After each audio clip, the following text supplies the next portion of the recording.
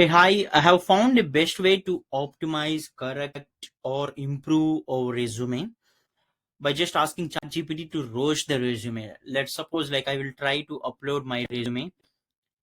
I have selected my resume and I'm asking ChatGPT just to roast my resume.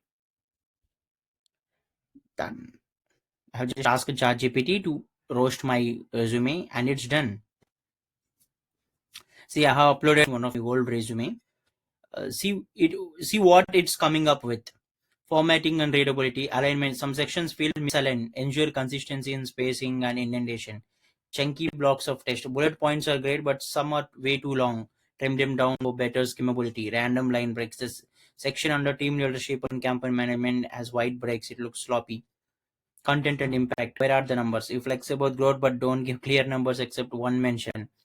Too many buzzwords. Accomplishments are weak. Skill section mess. Education section, like your grades are cool but no recruiter cares about your high school marks if you have been working for 5 plus years. It's good, like it's almost giving all the mistakes in the resume. So this is really good because based on this you can also try uploading your resume and find your mistakes. But now I'm asking ChatGPT to, do it in a fun way. Roast me based on this. Now I'm asking to roast me based on this resume. Lady. But you're using it like a killer ad campaign with a bad landing page. It doesn't sell you well enough. You're underselling yourself.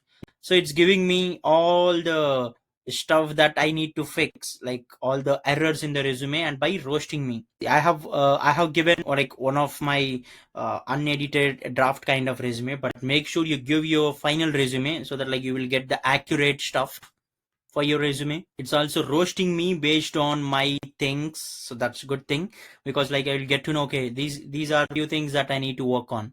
So this is cool. Also try your luck by uploading your resume to ChatGPT and by asking to roast my resume.